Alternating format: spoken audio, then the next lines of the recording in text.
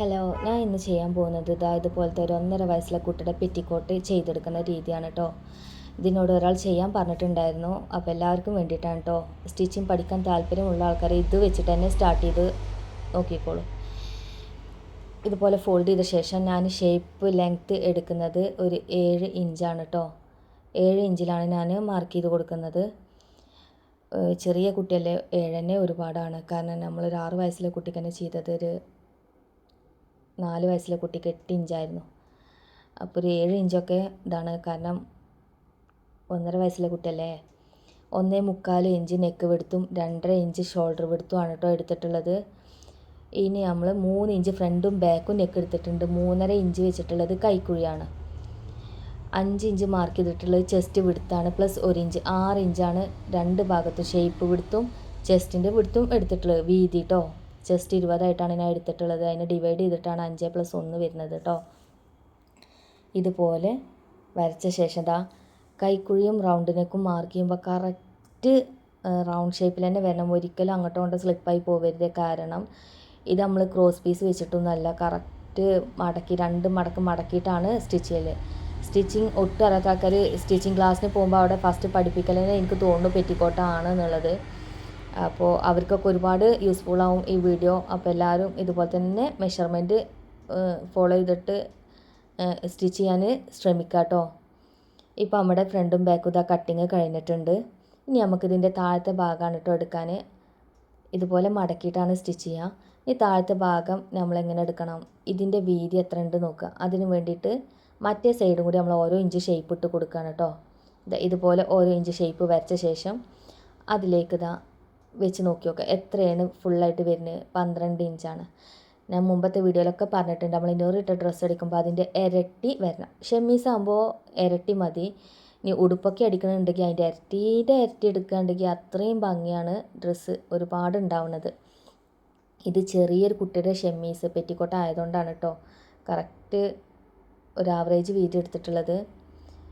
ഇനി നമുക്ക് 24 ഇഞ്ച് ഇതെവിടെയാണോ കിട്ടുന്നത് അവിടെ ഒന്ന് പോയിൻ്റ് ചെയ്ത് കൊടുക്കുക. കാണാണ്ട് ഇവിടെയാണ് നമുക്ക് കിട്ടുന്നത്. അവിടെ പോയിൻ്റ് ചെയ്തിട്ട് ഒന്ന് കട്ട് ചെയ്ത് മാറ്റുക കേട്ടോ. അവിടെ ഇതുപോലെ ഒന്ന് കട്ട് ചെയ്ത് കൊടുക്കുക. നമ്മൾ അടിഭാഗത്ത് ലെങ്ത്ത് എടുത്തിരിക്കുന്നത് 10 ഇഞ്ചാണ്. എന്ന് വെച്ചാൽ കുട്ടിയുടെ ഫുൾ ലെങ്ത്ത് എടുത്തിട്ടുള്ളത് 15 ഇഞ്ചാണ് ഫുള്ളായിട്ട് സ്റ്റിച്ചിങ് കഴിഞ്ഞാൽ കിട്ടേണ്ടത് കേട്ടോ.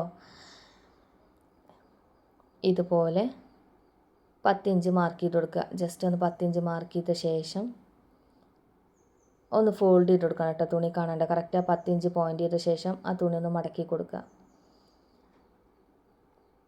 ഇതുപോലെ മടക്കി വെച്ച ശേഷം ആ 10 ഇഞ്ച് ഓരോ ഭാഗത്തേക്കും നമ്മൾ കട്ട് ചെയ്യുമ്പോൾ കയറ്റിറക്കം വരാണ്ടിരിക്കാൻ വേണ്ടി കറക്റ്റായിട്ടൊന്ന് പോയിൻ്റ് ചെയ്ത് കൊടുക്കുക.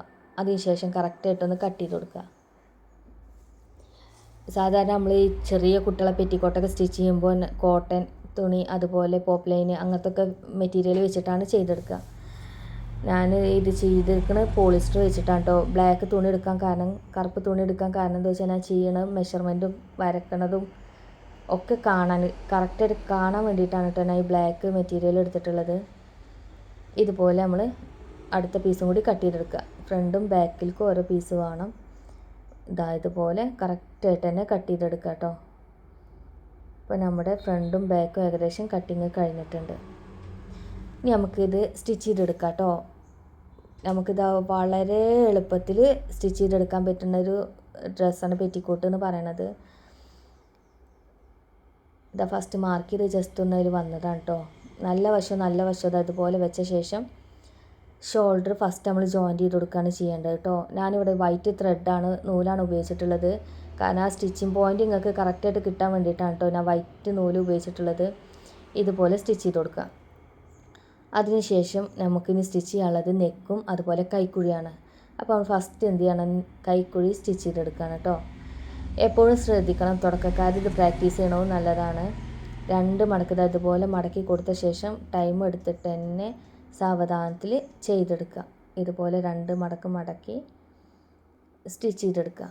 ഒരേ ലെവലിൽ തന്നെ മടക്ക് വരണം കേട്ടോ. ഒരിക്കലും ഒരു ഭാഗം നല്ല വീതി ഒരു ഭാഗം വീതി കമ്മി അങ്ങനെ ഒരിക്കലും ആവരുത്. ഒരേ ലെവലിൽ തന്നെ വീതി വരാൻ മാക്സിമം ശ്രമിക്കുക കേട്ടോ. ഇതുപോലെ ഫുൾ റൗണ്ടും സ്റ്റിച്ച് ചെയ്തെടുക്കുക. നല്ലപോലെ നീറ്റായിട്ട് സ്റ്റിച്ച് ചെയ്യാൻ മാക്സിമം ടൈം എടുത്ത് ശ്രദ്ധിക്കുക കേട്ടോ. കാണാണ്ടോ, വൈറ്റ് ത്രെഡ് യൂസ് ചെയ്തുകൊണ്ട് നിങ്ങൾക്ക് കറക്റ്റായിട്ട് ഞാൻ സ്റ്റിച്ച് ചെയ്ത ഭാഗങ്ങൾ കാണാൻ കഴിയുന്നുണ്ടാവും. ഇതുപോലെ മടക്കി വെക്കുക, അതുപോലെ ഇതുപോലെ സ്റ്റിച്ച് ചെയ്ത് കൊടുക്കുക. ഒട്ടും അറിയാത്ത ആൾക്കാർക്ക് ഇത് ചെയ്തെടുക്കാൻ നല്ല ബുദ്ധിമുട്ടാവും. കൈക്കുഴിനേക്കാളും ബുദ്ധിമുട്ടാവും നെക്ക് ചെയ്തെടുക്കാൻ. ചെയ്ത് പ്രാക്ടീസ് എടുക്കുക കേട്ടോ. നമുക്ക് മെഷീൻ്റെ ഒരു എക്സ്പീരിയൻസ് ഇത് കിട്ടും. മെഷീൻ നമുക്കൊന്ന് കൺട്രോളിൽ കിട്ടാനും സ്റ്റിച്ചിങ് അതുപോലെ അത് കറക്റ്റായിട്ട് ആ ഒരു സ്റ്റിച്ചിങ് പെർഫെക്റ്റാക്കി എടുക്കാനൊക്കെ ഇത് ഉപകാരപ്പെടും. ഈ ഒരു മടക്കി സ്റ്റിച്ച് ചെയ്യൽ ഇതുപോലെ കാണാണ്ടോ. നമ്മുടെ 2 കൈക്കുഴിയും ഇപ്പോൾ കഴിഞ്ഞിട്ടുണ്ട്, സ്റ്റിച്ചിങ് കഴിഞ്ഞിട്ടുണ്ട്. ഇനി നമുക്ക് ചെയ്തെടുക്കാനുള്ളത് നെക്ക് റൗണ്ടാണ് കേട്ടോ. കഴുത്ത് ഫുൾ റൗണ്ടാണ് നമുക്ക് സ്റ്റിച്ച് ചെയ്തെടുക്കാനുള്ളത്. നമുക്കത് ബാക്ക് സൈഡിലോട്ട് ഇട്ട ശേഷം ഫുൾ റൗണ്ടൊന്ന് സ്റ്റിച്ച് ചെയ്തെടുക്കുക കേട്ടോ. ടൈം എടുത്ത് വളരെ നീറ്റായിട്ട് വേണം ചെയ്തെടുക്കാൻ. എപ്പോഴും ശ്രദ്ധിക്കണം. ഇതിനെന്താ പിരിച്ചടിക്കുക, ചുരുട്ടടിക്കുക അങ്ങനെയൊക്കെ പറയും.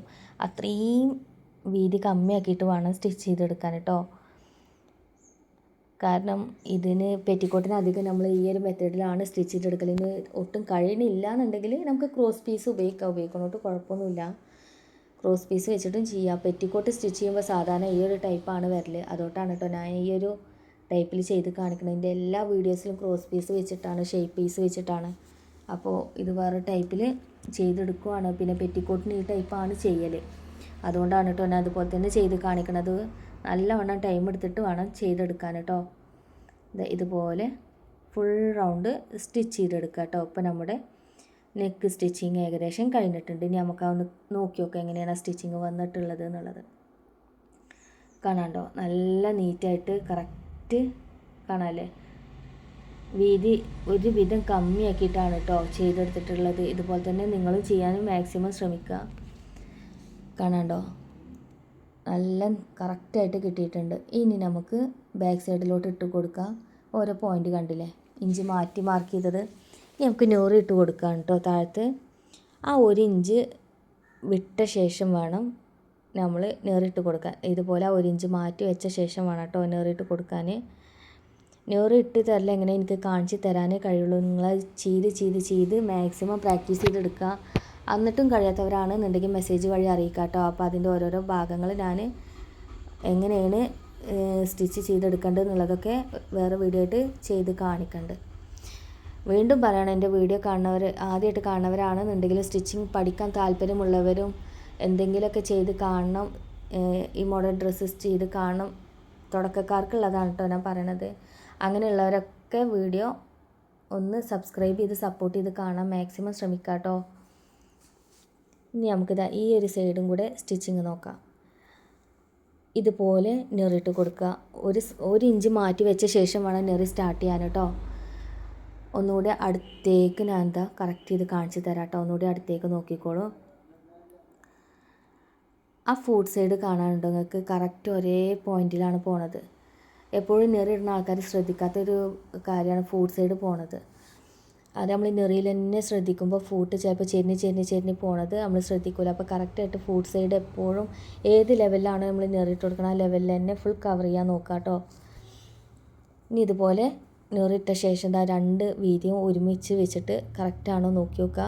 കറക്റ്റായിട്ട് കിട്ടിയിട്ടുണ്ട്. ഇനി നമുക്കിത് അതിലൂടെ സ്റ്റിച്ച് ചെയ്ത് കൊടുക്കാം. ഇപ്പം നമ്മുടെ സ്റ്റിച്ചിങ് ഏകദേശം കഴിഞ്ഞിട്ടുണ്ട് കേട്ടോ. ഇത്ര എളുപ്പത്തിൽ ചെയ്തെടുക്കാൻ പറ്റുന്നതാണ് പെറ്റിക്കോട്ട് ഡ്രസ്സ്. കാണാണ്ടോ, ഒരു കുട്ടി ഷെമീസ്. ഈ ഒരു വൈറ്റ് ത്രെഡ് കണ്ടിട്ട് ടെൻഷൻ അടിക്കേണ്ട. കാരണം എന്താ ചോദിച്ചാൽ നമ്മൾ ഞൊറിയിട്ട് കൊടുത്ത സ്റ്റിച്ചിങ് ആണത്. ഒന്നെങ്കിൽ അത് തുന്നഴിച്ച് കളയുക, അതല്ലെങ്കിൽ ഒന്നുകൂടി അതിൻ്റെ ബാക്ക് ഇട്ടിട്ട് ഒന്നുകൂടി സ്റ്റിച്ച് ചെയ്ത് കൊടുക്കുക. അത്രേ വേണ്ടുള്ളൂ കേട്ടോ. ഇനി ഓരോ ഇഞ്ചും കൂടി കവർ ചെയ്തിട്ട് നമ്മൾ ഫുൾ 2 സൈഡും സ്റ്റിച്ച് ചെയ്തെടുക്കുക. ഇതിൻ്റെ അടിഭാഗം സ്റ്റിച്ച് ചെയ്യണത് ഞാൻ ഈ വീഡിയോയിൽ ആഡ് ചെയ്തിട്ടില്ല കേട്ടോ. ഒരുപാട് ലോങ് ആക്കേണ്ട വീഡിയോ എന്ന് കരുതിയിട്ടാണ്.